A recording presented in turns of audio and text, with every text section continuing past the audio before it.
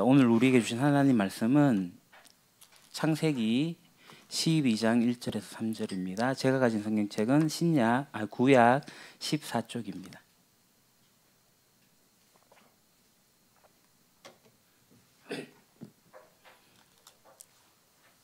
창세기 12장 1절에서 3절까지의 말씀, 다 같이 한 목소리를 봉독하겠습니다.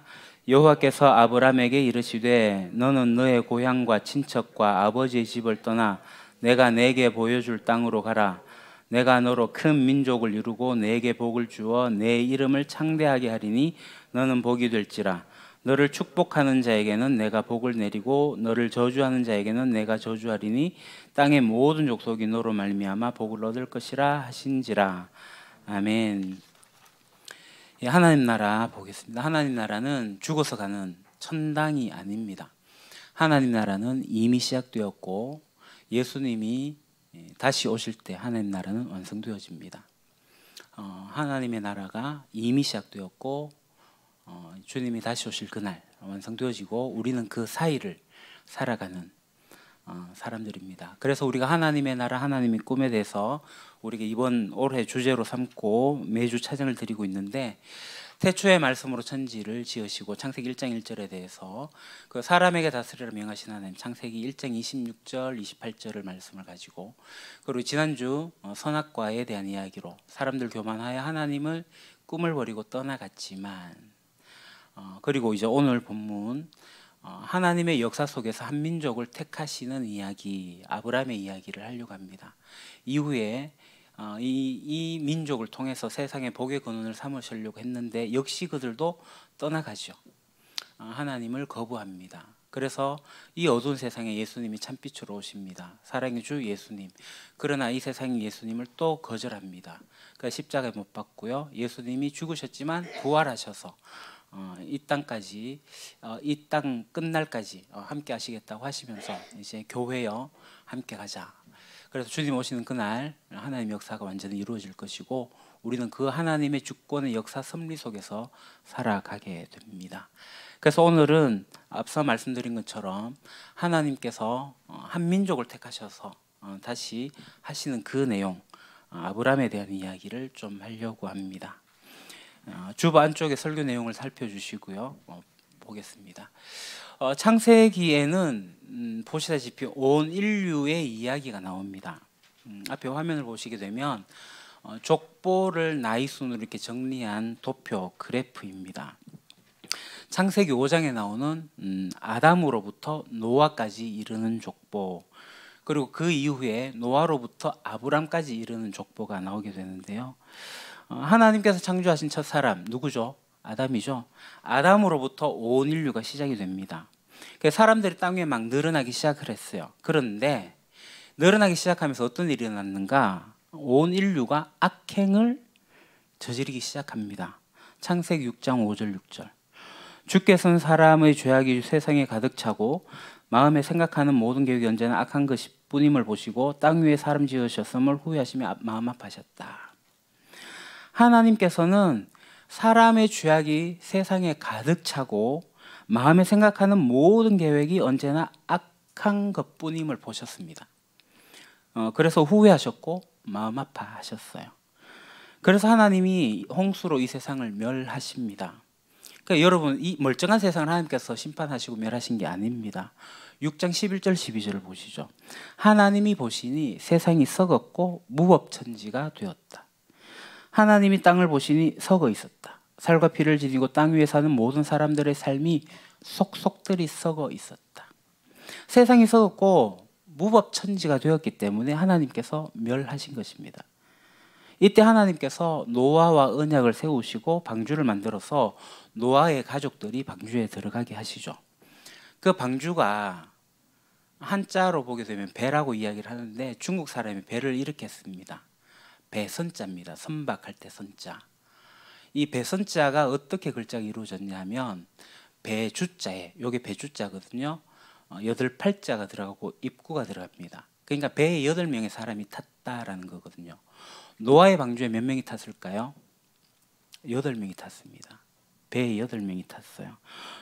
고대 중국에서 이 글자를 만들면서 창세기의 홍수 이야기를 알고 있으니 이 글자를 만들었겠죠. 그러니까 창세기를 알아야만 중국의 한자가 풀리는, 의미가 해석되는 내용들이 되게 많습니다. 다시 말해서 중국 사람들은 노아의 후손입니다. 중국 사람뿐만 아니라 우리 대한민국 한민족도 노아의 후손입니다. 아니, 이 세상의 모든 민족이 노아의 후손입니다. 홍수 이후에 노아와 함께 이 노아의 8가족으로 말미암아서 온 인류가 새롭게 창조되고요. 그로부터 다양한 종족이 분화되어서 온 땅에 퍼지게 되죠. 그래서 오늘 읽은 이 본문 창세기 12장에는 그 이야기가 좁혀집니다. 새로운 이야기가 시작이 됩니다. 그것은 바로 이스라엘의 이야기입니다.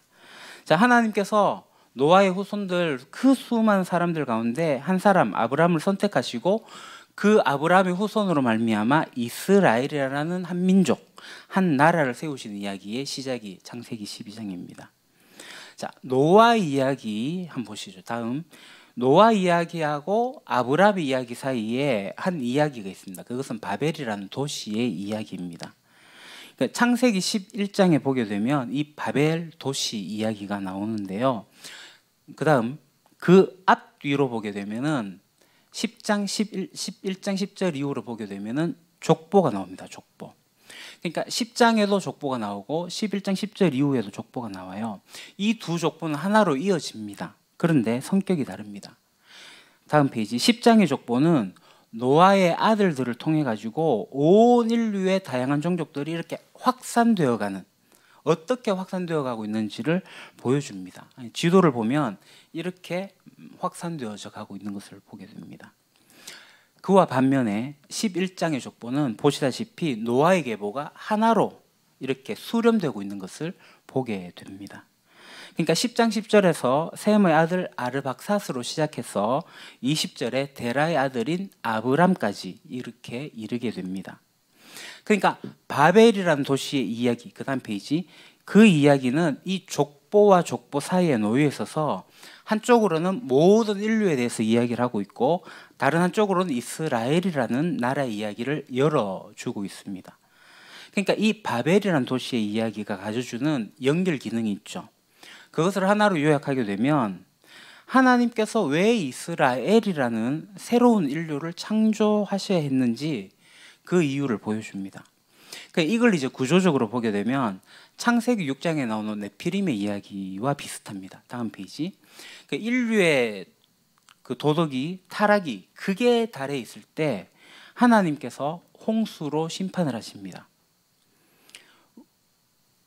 그 창세기 6장에 그 이야기가 단적으로 나오고 있고요.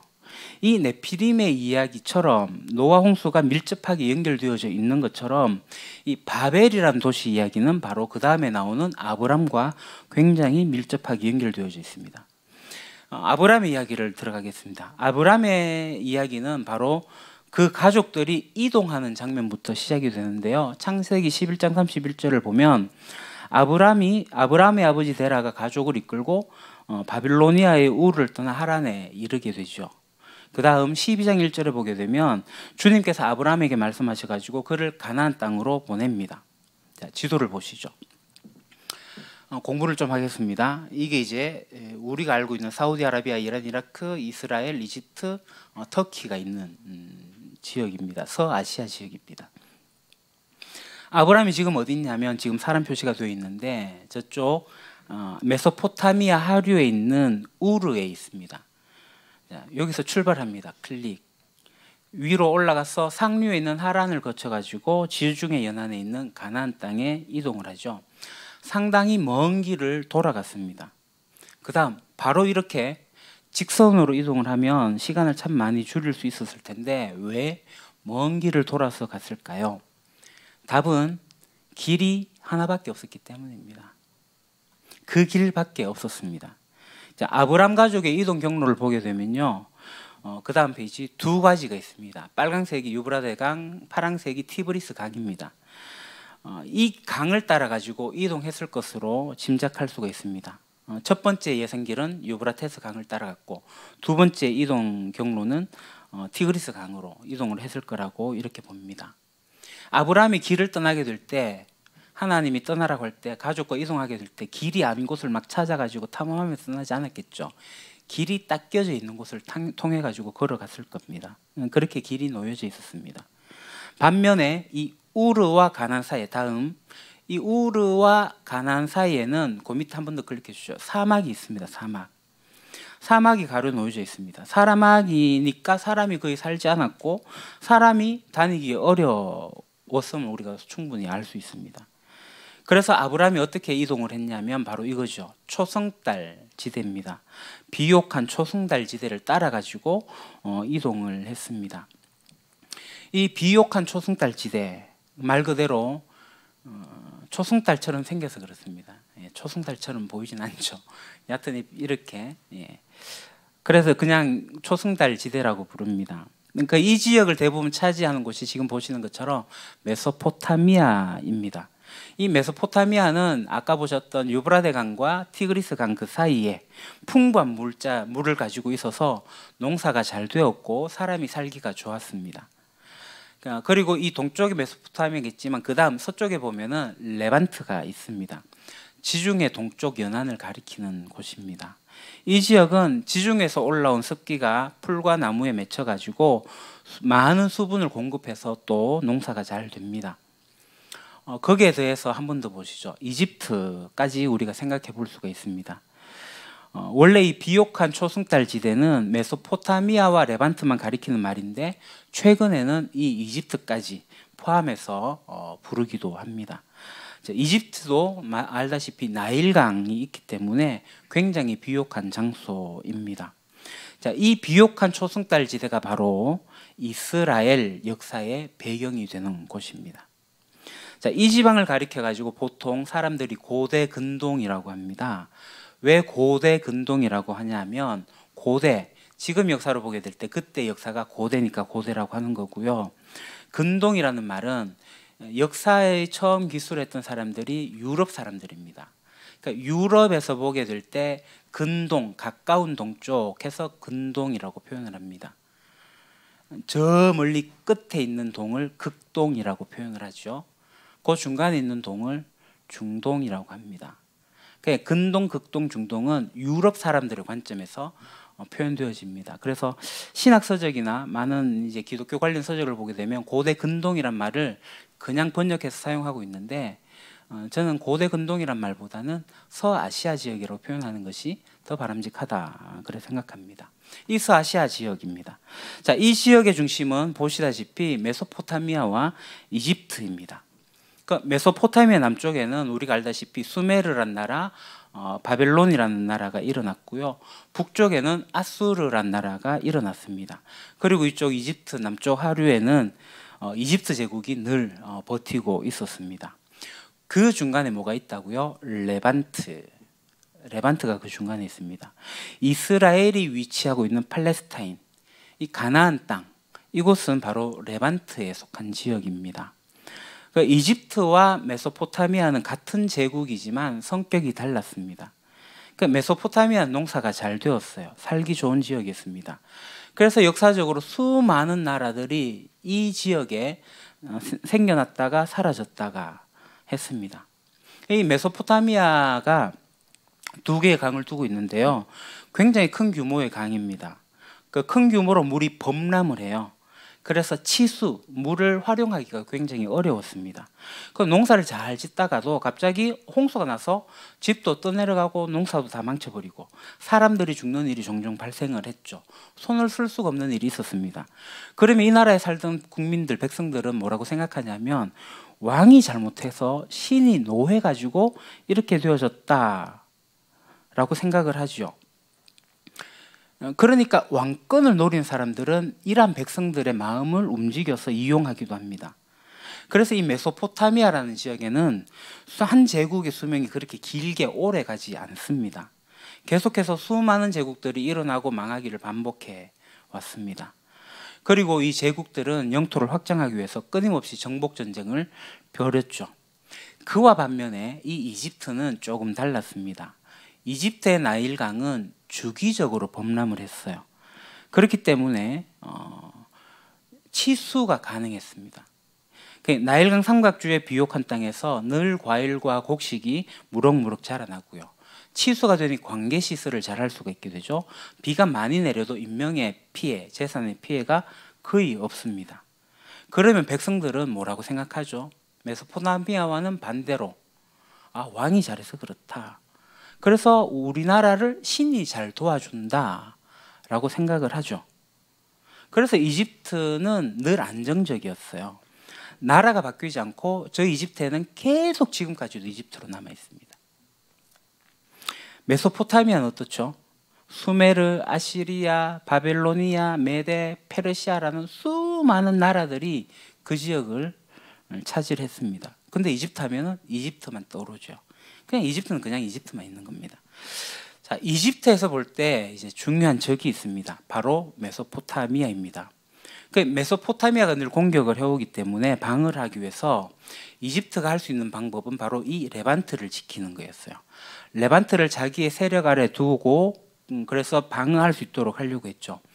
이 메소포타미아나 강력한 침입자들이 시나이 반도를 거쳐가지고 나일강까지 오게 되면 비옥한 옥토, 도시가 피해를 입게 될 거니까 침입자들이 이곳에 오기 전에 레반트에 가서 해결하려는 그러한 전략을 세웠습니다. 그러니까 이 레반트를 방패로 삼은 거죠. 그래서 이 레반트라는 지역은 강대국들의 대리 전쟁터가 되었습니다. 이 강대국이 지금 보는 메소포타미아와 이집트만 있는 게 아니죠. 유럽에는 이런 나라들 있죠. 헬라 제국과 로마 제국. 이들도 계속 동쪽으로 영역을 넓히기 위해 가지고 이곳으로 오게 되고, 레반트는 세계의 강대국들이 늘 전쟁을 펼치는 그런 곳입니다. 이 레반트에 우리가 잘 아는 지명이 하나 있습니다. 머깃도. 머깃도라는 전쟁터가 있는데, 지역이 있는데, 그것이 이제 히브리어에서 헬라어로 바뀌게 되면 아마겟돈이 됩니다. 그러니까 요한계시록에 나오는 아마겟돈, 늘 전쟁이 벌어지는 이 머깃도, 그거를 생각해서 최후의 때에 그런 전쟁이 일어나게 될 거다. 그 아마겟돈 전쟁이라고 표현을 하고 있습니다. 여하튼 이 레반트는 그러한 강대국의 전쟁터. 그래서 고래 싸움에 늘 새우등이 터지는데 그 새우등이 바로 이 레반트입니다. 자, 이러한 배경을 가지고 다시 창세기로 들어오겠습니다. 자, 다음 아브라함의 가족들이 바빌로니아의 우르를 떠나서 어디로 가죠? 하란으로 이사를 했습니다. 하란이 어디냐면 저 위에 꼭대기 있는 저 지역입니다. 하란에서 머물러 있을 때 그때 아브라함에게 하나님께서 나타나서 말씀을 하십니다. 창세기 12장 1절을 보시죠. 주께서 아브라함에게 말씀하셨다. 너는 네가 살고 있는 땅과 네가 난 곳과 너희 아버지의 집을 떠나서 내가 보여주는 땅으로 가거라. 내가 보여주는 땅으로 가거라. 그 땅은 어디죠? 가나안입니다. 그 가나안이 어디에 있죠? 지도 보시죠. 가나안은 바로 레반트에 있습니다. 레반트. 11장 28절 31절에 보면 아브라함이 어디에 살고 있습니까? 아브라함은 다음 바벨론의 우르에 살고 있습니다. 개역 개정을 보게 되면 갈대아인의 우르라고 나옵니다. 갈대아. 이 갈대아는 이 바빌로니아의 남부 지역의 한 주민을 가리키는 말인데요. 나중에는 이 바빌로니아 전체를 가리키는 말이 됩니다. 그래서 이 세 번역에서 번역하게 될 때는 갈대아보다 바빌로니아로 번역을 하고 있습니다. 그러니까 원래 이제 아브라함은 어디 살았던 사람이냐면 이 바빌로니아의 중심인 우르에 살고 있던 사람입니다. 그런데 하나님이 이 아브라함에게 나타나셔가지고 말씀하시기를 이 중심에서 떠나가라. 어디로요? 제국의 변두리로 가라. 제국의 대리 전쟁터인 레반트로 가라 라고 말씀하십니다. 좀 이상하지 않나요? 왜 중심에서 변두리로 전쟁터인 저곳으로 가라고 할까요? 그러면 하나님께서 이상한 말씀을 하십니다. 12장 2절. 내가 너로 큰 민족이 되게 하고 너에게 복을 주어서 네가 크게 이름을 떨치게 하겠다. 너는 복의 근원이 될 것이다. 내가 너를 큰 민족으로 만들어 주겠다. 너에게 복을 주고 이름을 떨치게 하겠다. 역사적 배경, 지리적 배경을 모르면 이 말은 굉장히 낭만적으로 들립니다. 우리에게 꿈과 희망을 주는 것처럼 들립니다. 근데 역사적 배경, 지리적 배경을 알고 보니 이 말은 역설처럼 들립니다. 지도를 보시죠. 이스라엘이 위치하고 있는 가나안 땅은 그림 보시죠. 산악지대입니다.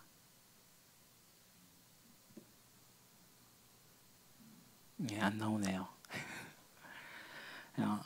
산악지대로 되어져 있어요. 평지가 아닙니다. 이쪽 바닷가 쪽은 조금 평지가 있습니다. 평야가 있는데 다 산악지대예요. 산악지대다 보니까 이 지역에는 큰 나라가 세워질 수가 없습니다. 이 지역에는 여러 개의 작은 나라들이 분산해서 살았습니다. 그리고 앞서 말씀드린 것처럼 이 레반트의 나라들은 양대 제국의 먹잇감이 되어서 늘 제국의 끊임없는 침략에 시달렸습니다. 그런데 하나님이 이곳으로 아브라함을 보내시면서 큰 민족을 만들어 주겠다라고 하십니다. 이상하지 않나요? 큰 물고기가 놀리면 큰 물에서 놀아야 될 텐데 말이죠. 만일 정말 하나님이 아브라함을 큰 민족으로 만드실 거면 이 레반트로 보내시면 안 되죠. 오히려 메소포타미아의 중심에 머물게 해야 되지 않을까요? 아니면 이집트로 보내든지 말입니다. 의문입니다. 이러한 질문을 가지고 창세기의 이야기 흐름을 우리가 다시 살펴보면 창세기가 왜 이 12장에서 아브라함의 이야기를 하기 전에 11장에서 바벨의 이야기를 했는지를 짐작할 수가 있습니다. 바벨을 우리는 탑으로 알고 있는데 바벨은 탑이 아닙니다. 바벨은 도시입니다. 그 도시 속에 탑을 세워가다가 일이 망해진 거죠. 바벨은 도시입니다. 예. 이 바벨의 도시를 여러분 한번 생각해 보십시오. 이 바벨이란 도시는 샬롬일까요? 아니면 혼돈일까요? 이 바벨의 이야기가 나오기 전에 창세기 10장에 보게 되면 노아의 아들의 족보 이야기가 나오거든요. 10장 5절, 20절, 21, 31절 한번 보시죠. 이 구절들을 보게 되면 계속 반복하는 게 뭐죠? 종족과 지역과 언어와 종족과 부족을 따라서, 종족과 언어와 지역과 부족을 따라서 그렇게 계속 나옵니다. 그러니까 노아의 후손들은 종족과 언어와 지역과 부족에 따라서 갈라져 나갔습니다. 종족과 지역과 부족과 언어에 따라서 갈라져 나갔다는 것은 이 족보가 어떤 범주에 따라서 분류되어 있는지를 보여주면서 또 매우 중요한 사실 하나를 이야기해 주고 있는데요. 그것은 뭐냐 하면 바로 이 종족별로 각각의 종족들이 자기의 언어를 사용하면서 자기의 지역에 머물러서 부족을 만들고 민족을 만들었다라는 겁니다. 그러니까 각 민족이 각 지역의 영토에 머물러서 자기 언어를 사용하고 있었다라는 거죠. 이게 10장의 이야기입니다. 근데 11장으로 넘어오면요, 각 종족의 언어가 제한됩니다. 하나의 언어만 있습니다. 그것은 제국의 언어죠. 그게 국제 공용어로 사용되는 가운데 관습도, 제도도 그냥 통일이 됩니다. 모든 종족이 하나가 되고 하나의 백성이 되고 하나의 언어, 하나의 백성을 이루고 있는 것을 바벨이라는 도시에서 볼 수가 있습니다. 자, 그럼 10장과 11장을 비교해 보게 될 때 어디가 샬롬일까요? 10장이 샬롬입니다. 그러면 11장을 뭐라고 표현합니까? 11장은 질서라고 표현할 수가 있습니다. 자, 제국을 중심으로 전 세계가 일사불란하게 배열되어 있는 모습이 이 바벨이라는 도시입니다. 좀 더 사실적으로 표현하면 약육강식이 존재합니다. 자, 질서를 뜻하는 단어가 영어로 order라고 합니다. 이 말은 순서입니다. 한자로 봐도 그렇습니다. 차례질, 차례서. 그러니까 질서는 뭐냐면 차례대로 순서대로 이렇게 쭉 늘어선 게 질서입니다. 자, 우리는 이제 창조가 혼돈으로서부터 창조되었다라고 얘기하는데, 여러분, 혼돈으로부터 뭐가 창조되었죠? 우리는 보통 혼돈으로부터 질서가 창조되었다라고 표현을 합니다. 저 자신도 종종 그런 표현을 쓰기도 했습니다. 그러나 이 표현이 오해를 불러일으킬 수 있습니다. 보다 정확하게 말씀드리면 하나님은 혼돈으로부터 샬롬을 창조하셨습니다. 자, 근데 사람들은 이 샬롬을 질서로 바꾸기를 좋아합니다. 그래서 누군가가 앞에 서고 다른 사람을 내 뒤에 서게 만듭니다. 내가 중심에 서야 되고 다른 사람들을 변두리로 만들어 버립니다. 그래서 인간의 욕망, 힘이 작용하는 그곳에 바벨이라는 도시, 제국이라는 도시가 세워졌습니다. 이 제국은 평화를 내세우죠. 로마 제국은 자신의 치세를 뭐라고 얘기하냐면 팍스 로마나라고 합니다. 모든 나라가 평화죠. 왜요? 강성한 로마 제국 앞에서 아무도 대응하지 못하니까 온 세상이 쥐죽은 듯이 조용하다는 뜻입니다. 그게 세상이 주는 평화입니다. 그러나 하나님의 평화는 그와 다릅니다. 세상이 주는 평화는 사실상 질서입니다. 내 뒤에서 너 저 뒤에 가. 근데 이 제국의 질서가 우리들 세상에 그대로 나타나 있습니다. 국제 정세에 나타나게 되면 제국으로 나오고요. 경제 영역에서 나타나면 초국적 기업이 되고요. 교회에서 이 질서가 나타나면 메가처치가 됩니다. 근데 이거는 샬롬이 아닙니다. 이 질서는 혼돈의 또 다른 모습입니다. 그래서 이 질서가 극에 달하고 있을 때 하나님께서 친히 개입을 하셨어요. 그래서 이 질서를 흩으셨습니다. 그리고 하나님이 아브라함을 부르셔서 아브라함으로부터 샬롬의 나라, 이스라엘이라는 나라를 창조하시고 이 땅의 샬롬을, 그러니까 거짓 평화가 아니라 진짜 샬롬을 회복하려고 하셨습니다. 그 다음 하나님의 나라는 질서라는 거짓 평화의 나라가 아닙니다. 샬롬을 이루는 나라입니다. 이 흩어짐의 상황에서 우리가 창세기를 볼 수 있습니다. 이 흩어짐 가운데 하나님이 부르셔요. 하나님께서 이 세상에 거짓 평화가 가득한 곳에서 우리를 부르셨습니다. 아브라함을 부르신 것처럼. 그래서 우리가 그 하나님의 부르심에 응답하여 나가야 됩니다. 여러분, 우리의 삶에는 어떤 제국이 세워져 있습니까? 하나님께서 이 제국을 흩으시고 함께 세우시고자 하는 하나님의 나라는 우리의 삶에서 어떤 영역으로 이루어질 수 있을까요? 하나님은 우리를 그 샬롬을 회복하기 위해서 부르셨는데 레반트로 이끄실 수 있습니다. 세상의 중심으로 부르지 않으실 수도 있습니다. 그 레반트에서 샬롬을 이룰 수 있도록 부르십니다. 그런데 그 부름은 하나님의 약속이 있는 부르심입니다. 내가 너로 큰 민족이 되게 하여서 너에게 복을 주어서 내가 크게 이름을 떨치게 하겠다. 너는 복의 근원이 되게 할 거다. 하나님은 아브라함을 부르셔서 샬롬의 나라를 이루시기를 바라십니다. 하나님이 꿈꾸고 하나님이 기대하신 나라는 힘이 지배하여서 질서를 만들어가는 나라가 아닌 하나님의 평화가 누려지는 나라, 샬롬이 회복되어진 나라, 하나님께서 원하십니다. 그래서 아브라함을 택하셨고 오늘 우리를 택하셨습니다. 기도하겠습니다. 하나님, 바벨의 도시에서 살다 보니 중심을 떠나 흩어지기가 참 어렵습니다.